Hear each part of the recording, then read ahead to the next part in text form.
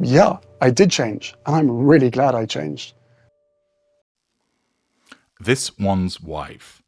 You must not go to Australia. Hello, I'm H.G. Tudor. According to the Times of India, Harry and this one's wife's Nigeria trip rattled King Charles as he saw it as an attempt to undermine the monarchy in the Commonwealth. Whether that was the intention or not of this one's wife and Harry, it's certainly the case that King Charles's narcissism perceived it as such, as a threat to his control, which necessitated him taking action to nullify that threat.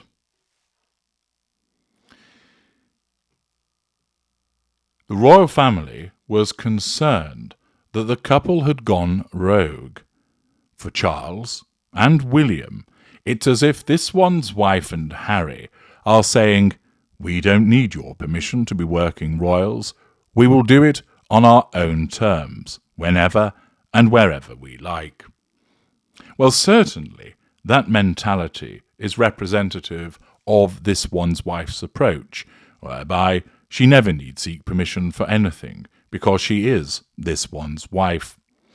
Her narcissism tells her that she simply need turn up and she ought to be admitted, that she ought to be revered and admired and lauded and praised because she is this one's wife. Her narcissism repeatedly explains to her that she's amazing and special, and that means that any organization, any gathering, any country would welcome her with open arms. The report continues by explaining that as Prince Harry and this one's wife are all set to embark on an unofficial world tour, reports claimed that they have been warned against travelling to Australia. The reason is they can't go where King Charles and Camilla will go, and they have plans to visit Australia in October. In May this year, Harry and this one's wife went to Nigeria, and that trip did not go down well with the royal family. See parts passim. King Charles and Prince William, the report reads, were furious because the Nigeria trip looked like an official royal tour, though the couple stepped down from their royal duties in 2020. Royal reporter Louise Roberts told Sky News Australia Harry and this one's wife would not be able to travel to Australia in the near future as it would clash with King and Queen's official tour. The couple's Nigeria trip rattled King Charles as he saw it as an attempt to undermine the monarchy in the Commonwealth. It was stated that the couple's speeches and overall conduct in Nigeria appeared to convey that they are still active royals, a perception that William and Charles don't like one bit. In January, the couple visited Jamaica, which still considers King Charles as head of state.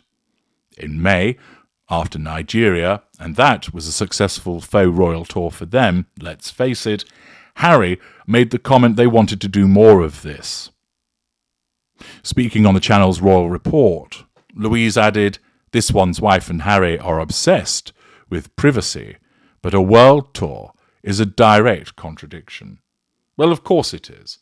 And we're well versed in the hypocrisy of these two, whereby they will say one thing and then go and do the exact opposite.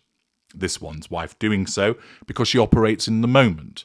Therefore, at 9 a.m., if her narcissism deems that it is appropriate for her to say that she requires privacy in order to assert control over her listeners and to draw fuel from them, that is what she will do.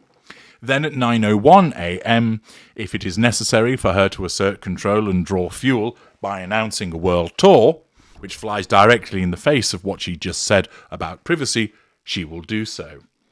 The compartmentalization of her narcissism is such that she can do A at 9 a.m., B at 9:05 a.m., C at 9:10 a.m., D at 9:15 a.m., and they all be flip-flop positions from one another. That she is in a position to contradict herself, This is what gives the narcissism its power to be effective.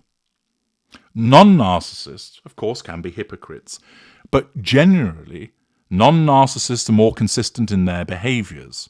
If they say they're going to do something, they will largely do so. If they adopt a position, they will largely stick to it. Yes, there are instances where minds can be changed. And often, that might be as a consequence of the presentation of new circumstances or information. But with the narcissist, they can tell you that black is black, then tell you actually it was white, and then actually it was orange, and they never mentioned that it was black or white at all. And they'll do so with an entirely straight face, because the narcissism causes a revision of history, so that whatever was said before is deleted, and if you try to bring that up to the narcissist, then you're the liar. You're the one that is making things up. Thus, this hypocrisy is something that we've seen repeatedly from the two of them. And furthermore, just because King Charles was decreed that they ought not to go to Australia because he and Camilla are going there, do not think that this will necessarily stop this one's wife from doing so. She, of course, is access all areas. Her narcissism will not pay any attention to the diktat that has been issued by King Charles. Instead, it will be ignored, should her narcissism deem that it is appropriate for her to attend. What King Charles has to say about the matter is an irrelevance so far as this one's wife is concerned. This is why she doesn't listen to anybody, because her narcissism tells her that she knows best how to do her hair, how to wear her clothes, how to present her shitty brand. She knows better than anybody else, and therefore doesn't have to listen to anybody else. What is of greater relevance, however, with regard to a potential visit to Australia, is the potential reception that she will receive. Australians do not suffer fools gladly. They're a straight-talking bunch, and whilst not all will necessarily have much regard for the royal family, there are still many who hold the royal family in high regard and disapprove of the way that this one's wife and Harry have behaved.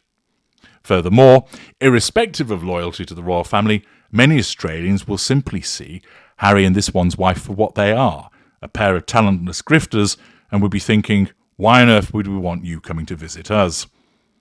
Irrespective of what might have gone on between you and the members of your family, we think that you're talentless, we think that you're boring, we think that you're a pair of whingers. He's a whinging pom, and she's up herself.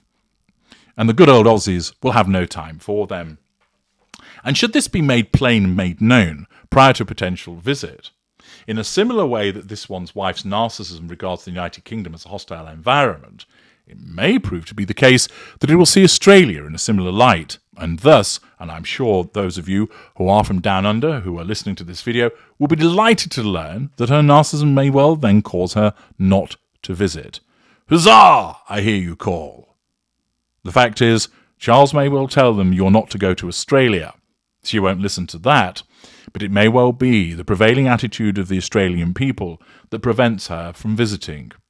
Again, this is as a consequence of the fact that the Australians not only were unimpressed by her behaviour when she visited a number of years ago, but they remain unimpressed by her behaviour since, and have no interest in entertaining an